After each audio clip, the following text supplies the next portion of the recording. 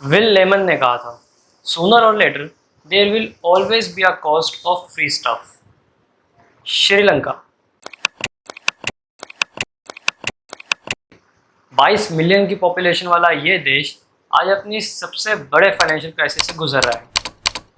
सोने की लंका कहलाने वाले इस देश के पास आज अपने खाने और दवाई तक खरीदने के पैसे नहीं हैं। एक्सपर्ट्स प्रेसिडेंट राजपक्षा की पॉलिसीज़ को इसका जिम्मेदार ठहराते हैं। ऐसे टोटल 3 रीजंस है जिसकी वजह से आज श्रीलंका इस हालत में है। श्रीलंका की इकॉनमी बहुत ज़्यादा टूरिज्म पर डिपेंडेंट थी और कोविड के बाद टूरिज्म ख़त्म हो गया था, जिस वजह से श्रीलंका में बहुत ज़्यादा अनएम्प्लॉयमेंट बढ़ गई।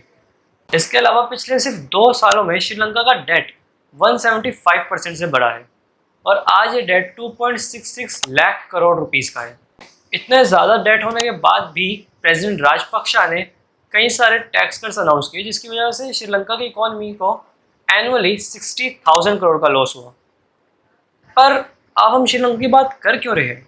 ऐसा इसलिए है क्योंकि रिसेंटली ही आरबीआई ने अपनी एक रिपोर्ट निकाली है जिसका नाम रखा है स्टेट फाइनेंसिस रिस्क एनालिसिस। और उस रिपोर्ट में आरबीआई ने श्रीलंका को एज एन एग्जाम्पल यूज़ किया है स्टेट गवर्नमेंट को ये दिखाने के लिए कि उनके फ्रीबीज की वजह से इकॉनमी पर कितना बुरा असर पड़ रहा है। और इसके अलावा आरबीआई ने 10 ऐसे स्टेट्स का नाम भी बताया जो कि बहुत ज़्यादा डेट में डूबे हुए हैं। और आज हम इसी के बारे में बात करेंगे। Today we will talk about the freebie model of governance. ये रेवड़ी कल्चर देश के विकास के लिए बहुत घातक है।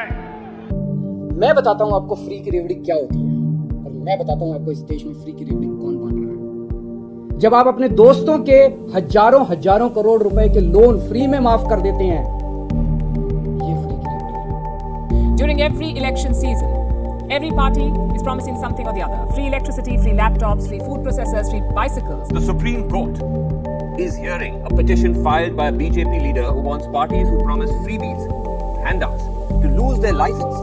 Can a country like India afford freebies? बात यह है कि आजकल ये एक बड़ा डिबेट का मुद्दा बन गया है। एक तरफ लोग कहते हैं कि ये फ्री की रेवड़ी बांटना बड़ी ही खराब चीज है, अगर ऐसी फ्री में चीजें देते गए तो देश की श्रीलंका जैसी हालत हो जाएगी। दूसरी तरफ लोग कहते हैं कि जनता के टैक्स के पैसे का इस्तेमाल करके जनता को ही फ्री चीजें देना, इसमें गलती क्या है? तो कौन सही है यहाँ पर? क्या इम्पैक्ट पड़ता है एक्चुअली में फ्री सामान का, फ्रीबीज का, देश के ऊपर, समाज के ऊपर और लोगों के ऊपर? आइए जानने की कोशिश करते हैं आज के इस वीडियो में। तो अब ये फ्रीबीज होते क्या है? पहले तो ये जान लो कि इंडिया एक ऐसा देश है जहाँ पे अगर हमारे पॉलिटिशियंस उनके सिटीजन्स को कुछ भी ऑफर करते हैं फ्री में तो वो बहुत ही आम बात है, नॉर्मल सिचुएशन होती है, स्पेशली इलेक्शंस के दौरान। पर ये फ्रीबीज की डिबेट एक बार फिर से शुरू हो गई जब प्राइम मिनिस्टर नरेंद्र मोदी ने अपनी एक स्पीच में ये कहा, आजकल हमारे देश में मुफ्त की रेवड़ी बांटकर वोट बटोरने का कल्चर लाने की भरसक कोशिश हो रही है। ये रेवड़ी कल्चर देश के विकास के लिए बहुत घातक है। इस रेवड़ी कल्चर से देश के लोगों को और खास करके मेरे युवाओं को बहुत सावधान रहने की जरूरत है। और इसी के बाद रेवड़ी कल्चर या फ्रीबीज के बारे में वापस से डिबेट शुरू हो गई। अगर हम फ्रीबीज का डिक्शनरी मीनिंग ढूंढे तो उसका मतलब है कुछ भी फ्री में देना, फिर चाहे वो आपको प्राइवेट कंपनी ही क्यों ना दे रही हो अपनी मार्केटिंग स्ट्रेटेजी के लिए। बट पॉलिटिक्स में फ्रीबीज को डिफाइन करना मुश्किल होता है क्योंकि इलेक्शन कमीशन ऑफ इंडिया ने भी सुप्रीम कोर्ट को बताया कि फ्रीबीज की कोई भी डेफिनेशन नहीं है और ये सब्जेक्टिव होता है। इलेक्शन कमीशन ऑफ इंडिया ने कहा पैंडेमिक के किसी नेचुरल डिजास्टर के दौरान कुछ भी फ्री देना, जैसे फ्री फूड, फ्री शेल्टर या फ्री वैक्सीन, एक फ्रीबीज नहीं कहला सकती क्योंकि वो लाइफ सेवियर है। एनके सिंह जो कि हमारे 15 फाइनेंस कमीशन के चेयरमैन थे, उन्होंने वेलफेयर स्कीम को थोड़ा बहुत डिफाइन किया है। उन्होंने कहा है कि employment guarantee scheme, public distribution system या एजुकेशन या हेल्थ को सपोर्ट देना स्पेशली पैंडेमिक के दौरान वेलफेयर स्कीम मानी जा सकती है। आरबीआई की रिसेंट रिपोर्ट जिसके बारे में हमने पहले बात करी, उस रिपोर्ट के अकॉर्डिंग आरबीआई ने 10 ऐसे स्टेट्स का नाम लिया है जो कि बहुत ज़्यादा डेट में है। वो स्टेट्स है पंजाब, केरला, राजस्थान, वेस्ट बंगाल, बिहार, आंध्र प्रदेश, झारखंड, मध्य प्रदेश, उत्तर प्रदेश और हरियाणा। तो अब गवर्नमेंट के रेवेन्यू के बारे में बात करते हैं। ये 10 स्टेट्स जिसके बारे में हमने बात करी, इन स्टेट्स की गवर्नमेंट 3 तरह से अपना रेवेन्यू कमाती है। पहला tax revenue, non tax revenue और फिर सेंट्रल ट्रांसफर। और प्रॉब्लम यही है क्योंकि अगर आप इस ग्राफ को देखो तो आपको समझ आएगा कि हरियाणा, केरला और आंध्र प्रदेश जैसे स्टेट्स का टोटल टैक्स रेवेन्यू उनके टोटल रेवेन्यू का ऑलमोस्ट आधा है। वहीं दूसरी तरफ बिहार जैसे स्टेट का टोटल रेवेन्यू में से 75% सिर्फ सेंट्रल ट्रांसफर है, यानी कि बिहार की गवर्नमेंट सेंट्रल गवर्नमेंट पे बहुत ज़्यादा डिपेंडेंट है और वो अपने सिटीजन से टैक्स कलेक्ट नहीं कर पा रही है। तो अभी हमने रेवेन्यू की बात करी, तो अब कुछ खर्चों की भी बात कर लेते हैं। ये 10 स्टेट्स की गवर्नमेंट अपने बजट का ऑलमोस्ट 80 to 90% सिर्फ रेवेन्यू एक्सपेंडिचर में खर्च कर रही है। रेवेन्यू एक्सपेंडिचर वो एक्सपेंडिचर होता है जो कि शॉर्ट टर्म के लिए किया जाता है, यानी कि 1 साल के लिए। आरबीआई ने रेवेन्यू एक्सपेंडिचर को 2 हिस्सों में बांटा है, कमिटेड एक्सपेंडिचर और development expenditure. Committed expenditure basically वो खर्चे होते हैं जो कि स्टेट गवर्नमेंट को करने ही करने हैं, जैसे कि इंटरेस्ट पेमेंट या अपने एम्प्लॉयज़ की सैलरीज देना या फिर पेंशन देना। और यही एक बहुत बड़ी प्रॉब्लम है क्योंकि कई स्टेट्स का कमिटेड एक्सपेंडिचर उनके टोटल रेवेन्यू एक्सपेंडिचर का ऑलमोस्ट 50% है, जिस वजह से डेवलपमेंट एक्सपेंडिचर के लिए बहुत कम जगह बच जाती है। जैसा कि आप इस ग्राफ में देखोगे तो आपको समझ आएगा कि पंजाब और केरला 2 ऐसे स्टेट्स हैं जो इसका ऑलमोस्ट 40 to 50% सिर्फ कमिटेड एक्सपेंडिचर में जा रहा है, जिस वजह से उनके डेवलपमेंट एक्सपेंडिचर के लिए बहुत कम जगह बचती है।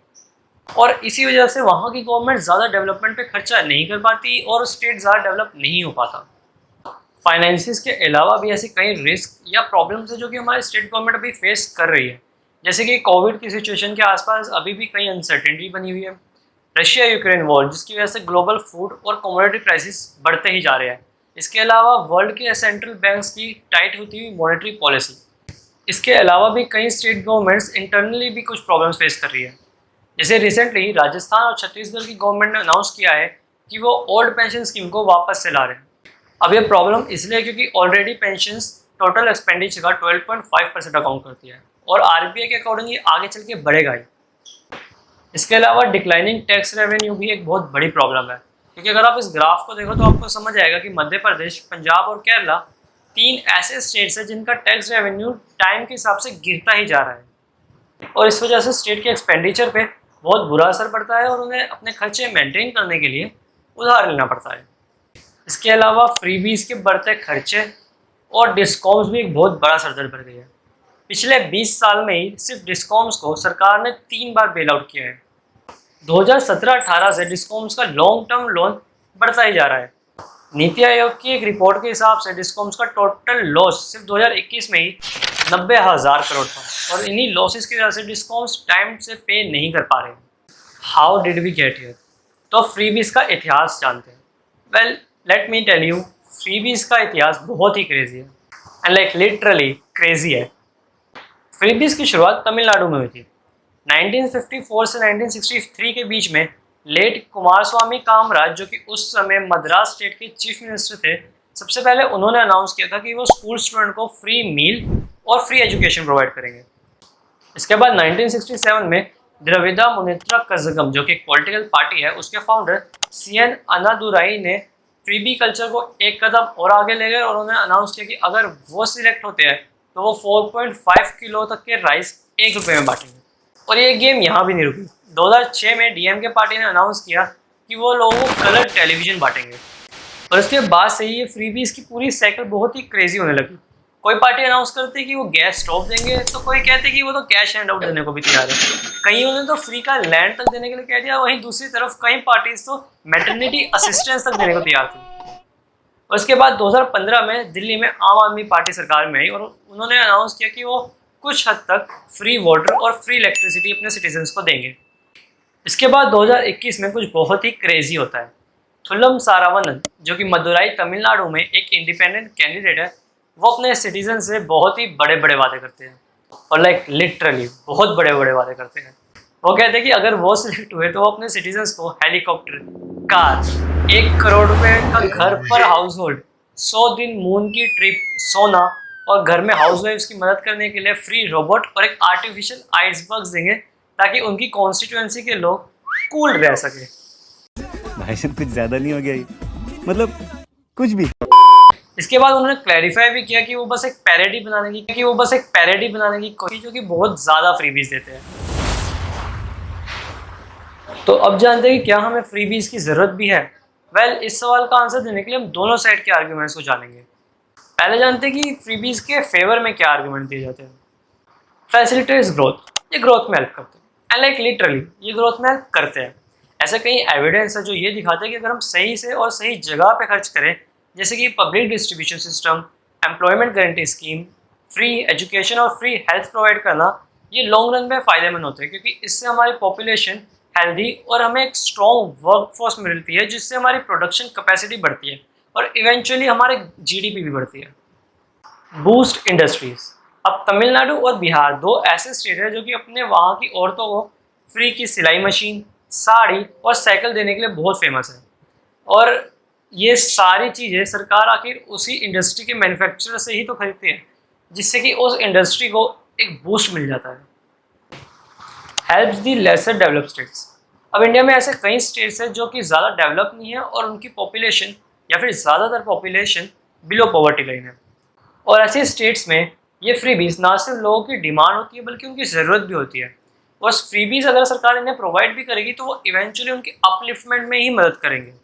एक्सपेक्टेशंस। इंडिया में हमें कई बार बड़ी बड़ी एक्सपेक्टेशन रखने की आदत है, फिर चाहे वो अपने किसी रिलेटिव से हो या फिर अपने पॉलिटिशियन से। अब इलेक्शंस के दौरान एक ग्रुप ऑफ सोसाइटी की एक्सपेक्टेशंस होती है अपने पॉलिटिशियन से कि वो उन्हें कुछ फ्री में देंगे, क्योंकि अब तो इलेक्शन है ना। इसके अलावा एक कंपैरिजन का भी बिहेवियर होता है जिसमें हम अपने साथ वाले स्टेट की गवर्नमेंट के साथ कंपेयर करते हैं कि वो वाले स्टेट की गवर्नमेंट तो अपने सिटीजन को ये फ्री में दे रही है, हमारी गवर्नमेंट हमें फ्री में क्या देगी। और इसलिए इलेक्शन में जीतने के लिए गवर्नमेंट फ्रीबीज देती है। Incentives for the rich.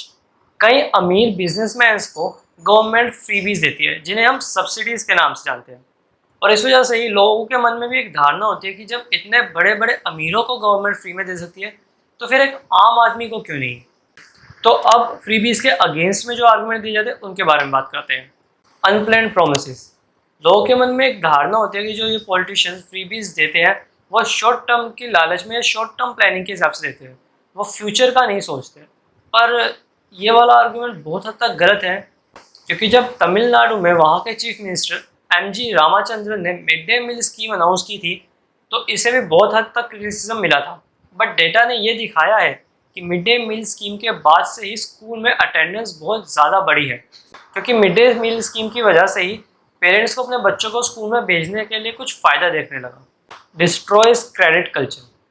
अब लोन माफ़ कर देना, स्पेशली किसानों का लोन माफ़ कर देना, सुनने में तो बहुत अच्छा लगता है, बट लेट्स बी ऑनेस्ट, ये एक बेसिक क्वेश्चन कि आखिर किसान लोन ले क्यों रहा है या फिर वो कर्जे में डूब क्यों रहा है, उस क्वेश्चन को इग्नोर कर देता है, जिस वजह से एक साइकिल बन जाती है जिसमें किसान लोन लेता है और सरकार लोन माफ़ करती रहती है और एक्चुअल प्रॉब्लम का सोल्यूशन नहीं मिलता। Fiscal stress. Freebies generally revenue expenditure का हिस्सा माना जाता है और इसी वजह से जब फ्रीबीज पे ज़्यादा खर्चा बढ़ता है तो गवर्नमेंट डेवलपमेंट पे उतना खर्चा नहीं कर पाती है, जैसा कि हमने पहले भी देखा। और इस वजह से एक बहुत बड़ा फिस्कल स्ट्रेस बन जाता है जीडीपी पर। Undermines the spirit of democracy. अब ये एक हार्श रियलिटी हमारी सोसाइटी की कि कई लोग इलेक्शंस के दौरान सिर्फ उस पार्टी को वोट देते हैं जो उन्हें फ्री में ज़्यादा दे रही है, भले ही उनके मैनिफेस्टो में कुछ भी लिखा हो। और इस वजह से ही हमें कई फालतू के वादे नेताओं की तरफ से देखने को मिलते हैं। और ये तो सुप्रीम कोर्ट ने भी माना है कि ज़्यादा फ्रीबी देने की वजह से ही एक फ्री एंड फेयर इलेक्शन की जो स्पिरिट होती है उस पर बुरा असर पड़ता है। आ स्टेप अवे फ्रॉम एनवायरनमेंट। जब फ्रीबीज फ्री पावर या फिर कुछ हद तक की फ्री पावर और फ्री इलेक्ट्रिसिटी की होती है तो सुनने में तो बहुत अच्छी लगती है, बट ये एक एनवायरनमेंट के लिए बहुत ख़राब हालत है और ये हमारा ध्यान रिन्यूएबल एनर्जी या सस्टेनेबल डेवलपमेंट से भी दूर रह जाती है। इसके अलावा एक ह्यूमन टेंडेंसी भी है कि अगर हमें कुछ फ्री में मिल रहा है तो हम उसे ज़रूरत से ज़्यादा यूज़ करते ही हैं, जिससे भी बहुत ज़्यादा रिसोर्सेज का वेस्टेज होती है। अब हमें फ्रीबीज की ज़रूरत है या नहीं ये तो आप हमें कमेंट सेक्शन में बताओ, बट कमेंट करने से पहले ये ज़रूर याद रखिएगा, जैसा कि अरविंद सुब्रमण्यम ने एनडीटीवी के साथ एक इंटरव्यू में कहा था कि किसी एक के लिए जो फ्रीबी है किसी और के लिए वो उनकी ज़रूरत भी है।